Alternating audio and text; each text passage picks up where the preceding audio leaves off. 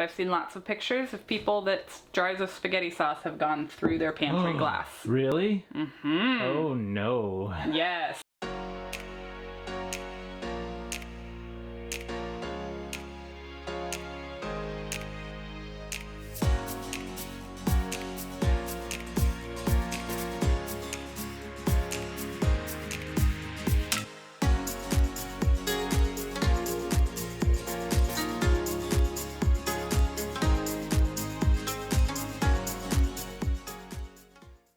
Alright, what side are we at? 42, so we're up next to the people that we were next to, if they're still there. Oh, really? So they were in 43, it's this one. So she said if we go here. No, they were in 42, so they must be gone. So we can either go here. I'm going this way. Okay, yeah. Here's a walkie. So anyways, we kick the kids out, they go to the playground. That way it's less stress on us and them, less boredom, and yeah. Bye, Dad! Yep, bye girls, have fun. Okay, now start chasing it back the opposite direction. Oh my god. You need the rear end to swing to your right. Yeah. Yeah. How's it going? Yep, cut it hard. You're doing good. Bring it back.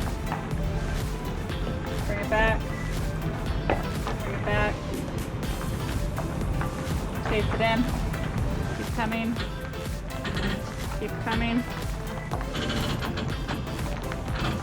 And stop. At first we were both trying to do this where we figure out what's level, and it was just too confusing. She's figuring out how many blocks to put under each stabilizer. All my tools in here, water hoses, X-chocks, sewer hose. So now I'm going to lower the front stabilizers and send the front jacks down, which takes the pressure off, pulls it up off of the fifth wheel hitch in the bed. So now that I have that separation, I can go pull the hitch. And our hitch, you just pull this, and it rarely ever works the first time. Yep. Did you get it? I popped back. So you actually have to hit it in reverse like a milli-inch, and then it goes back and you're good. We unplug this. Is the power cord to the rig, and then Lisa's getting the safety brakes. All right, so we got this unhitched, and now we just need to drive forward. And that's it. And then I push the button. And then Lisa gets to push the button.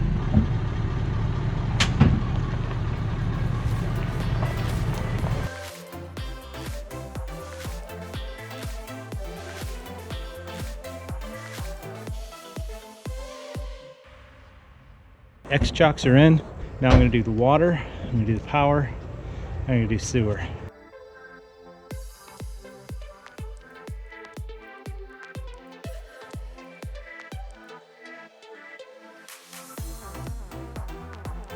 I'm going to go ahead and hook up both the front and back sewer.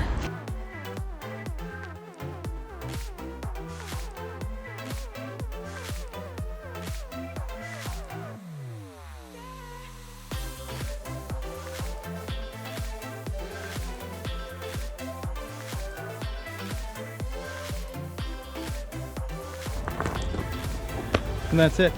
Just put this stuff away and we're all hooked up. This is called a Wii Boost, and put it on the side of the rig and fish it through the slide so that we don't have to drill any holes.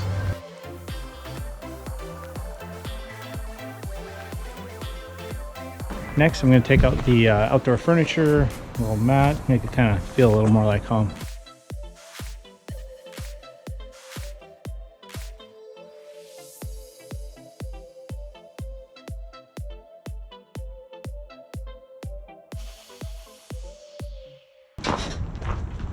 And there you go.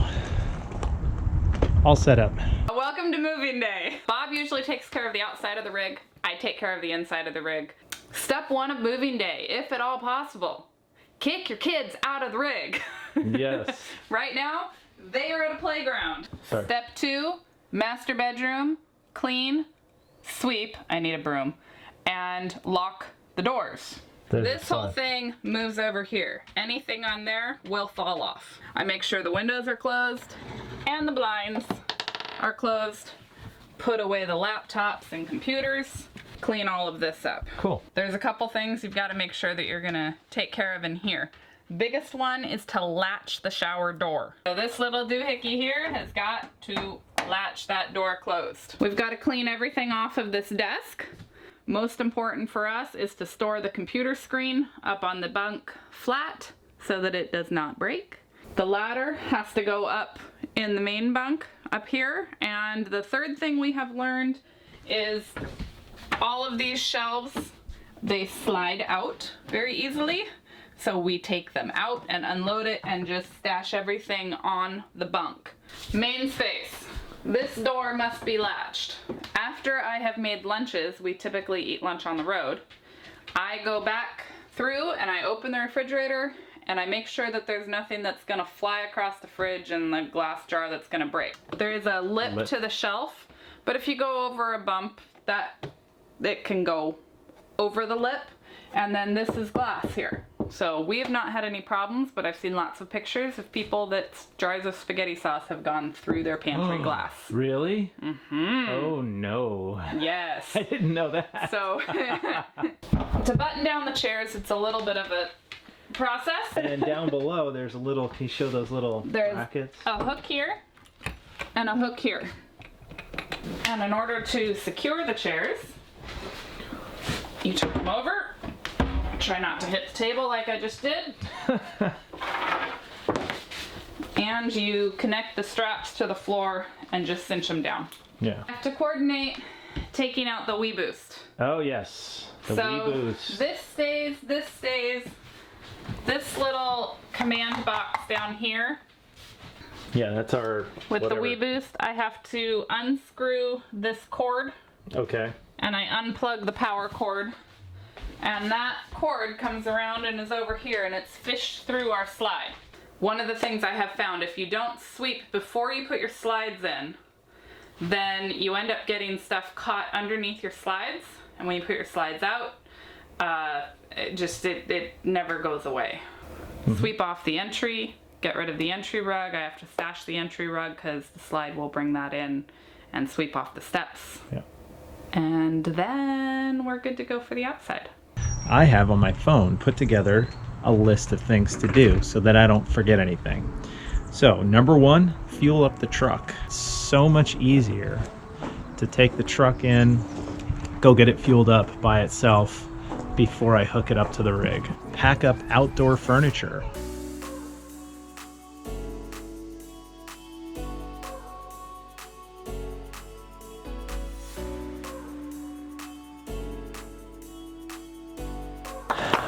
Now we also have the 4-year-old's bike goes in the basement, so that kind of gets pushed in and the door gets closed real quick. One of those moves. The third thing on the list is the Wii Boost. This Wii Boost boosts the cell phone signal so that we can have decent reception and then also be able to, you know, upload, have data on our phones, and we use that as a hotspot. Pull the whole slide goes in about a foot or two, and then fish the cord out from the slide, and then I take that down and I store it right in the basement. This thing slides around, and I've noticed if I don't WD-40 right here and right here, it makes a really funky sound. The next step is to sweep the slides. So you can see we don't have any trees above us, but if we had any trees, I would get up there, I climb up on the back with a ladder, and I sweep off the slides. The next step is to attach the bikes, and this is probably one of the more time-consuming projects.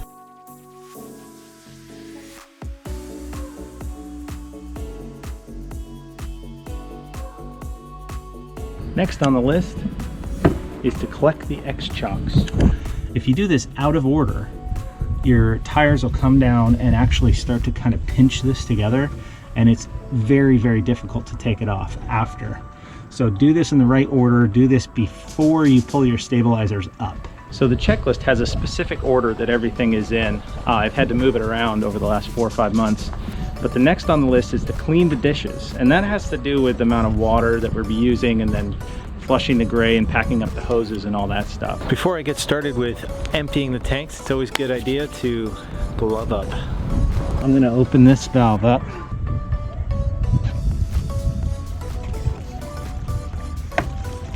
And now I'm going to open the actual black tank. Now that my black tank is pretty much empty, I'm going to go ahead and hook up the water, which will then flush. There's a rinsing system that'll flush my black tanks out. I have a specific gray hose that I use for this. This is not, you don't want to use a water hose.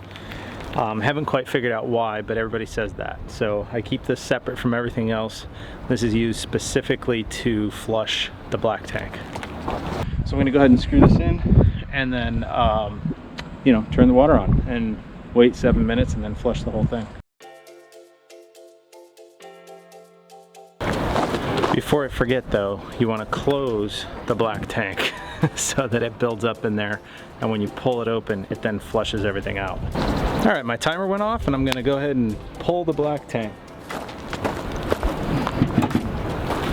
Here, you don't want to look at that. So yeah, that's why there's a clear elbow, because I flush it and I look and make sure that I want to keep doing this until it flushes clear, or pretty close to clear. You wait 2 or 3 minutes for that to flush out, and now I'm going to go ahead and close the black tank again, set my timer for another 7 minutes, and then I'll be ready to probably do 2, maybe 3 on this pass to get everything cleaned out. So on my last time flushing the tank, what I do is then I detach the water and then hook it up for the back tank, and then I do that whole thing 3 times. So this takes a little bit of time, especially when you have 2 tanks. Here's a critical step. Make sure, if you have one of these splitters, that you actually turn this off before you detach it, otherwise, so that's off. Otherwise, you're gonna have a whole mess on your hands. First, I'm gonna shut the black for the front, and that'll be done. Black tank on the front is taken care of. Then I'm gonna go to the back. I'm gonna do the whole thing probably 2 or 3 times, and yeah, that should be it for the flushing. My black tank is broken, so I have the joy of opening this gate valve, which I cross my fingers and hope doesn't open up the backside, because then we'll be in a world of hurt. Got the black tanks going back there, and I'll turn the water on, flush the whole system out. Now, because the black tank's empty, we're gonna just make sure the gray tank's empty, and then we're gonna unhook the hoses, put them all away. And if I haven't already said this, make sure you wear gloves. My longer hose, which is currently hooked up to the front tank, I store in the back compartment. The short hose, which I have hooked up to the back black tank, I have a little Tupperware that I put it in.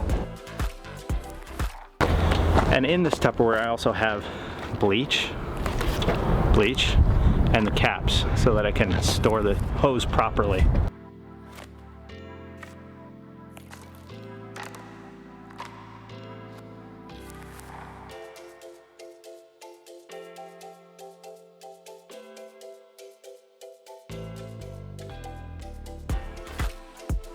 So now I also collect these. These are like a little leveling thing. Oh, slides are going in. It means Lisa's pretty much done. He's gonna pull the slides in, and then we'll be ready to hook the rig up. Now I can take these things off. Before we unhook the water, we have to turn off the hot water heater. I'm just a little paranoid about like burning out the heating element. So I like to turn off the It's also best to check with your wife before you do that. Yes, and make sure that everybody's taking showers. We did the dishes, we made the coffee, we did all that stuff. So for us, it's right here. Just turn that off. Boom. Now I can turn off and unhook the water. Our rig has a whole series of ways to hook up water here, dry camping or, you know, boondocking or whatever. We're currently hooked up to city water is the setting. which just means we have water coming in from this, you know, spot right here. So what I'm gonna do is, I mean, pretty obvious, you just turn this off, right? But I try to make sure that I have 1/3 of a tank in my holding tank before I do that, so that if we need to use a restroom or whatever, it's just nice to have some water, you know, in your actual freshwater tank. So now that I've got that turned off, you know, I'm pretty much good. What I'm going to do is I'm going to switch over. Well, I got to make sure this isn't under pressure. So before I switch over, because that'll mess up the valve. So right here, I'm just going to open this up, maybe, and release that pressure. Now that I have that pressure released, I can switch over to what's called dry camping. So for me, that means this goes down, and then I turn on the pump, and now it's going off our freshwater tank. One thing I almost forgot. I don't know how many times I've almost left this at campsites, so I've even pulled away, looked back, and saw it. So yeah, that should be on the list. Closing the vents. We have 3 vents in our rig, and it's good to make sure they're all closed. There's the first one, bathroom, kitchen. I'm gonna go check the bathroom in the back. Yep, that one's good. I'm gonna pull in the awnings, and then we can pull the slides in, and then we're pretty much ready to hook up. This is now ready for the slides to go in. Now that the slides are in, it's time to hook up the truck. We go to auto reconnect. Now this works about 50-60% of the time. We just hit enter, and then it starts pulling up the jacks in the back, or the stabilizers. The cool part is that now it remembers where it used to be. So now it's going up to the correct spot, so that my jack, my 5th wheel hitch right here, will go to the correct spot.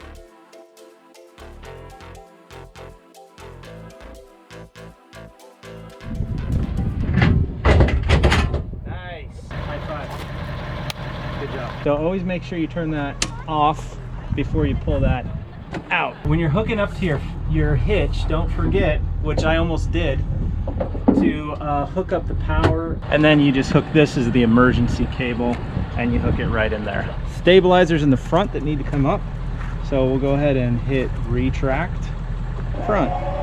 Okay.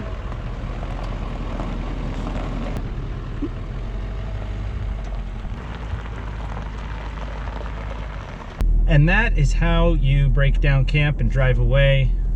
That's my list, outdoor list, outside list. It has like 23 items, and the inside has, I don't know how many, but that's our setup and tear down how-to video.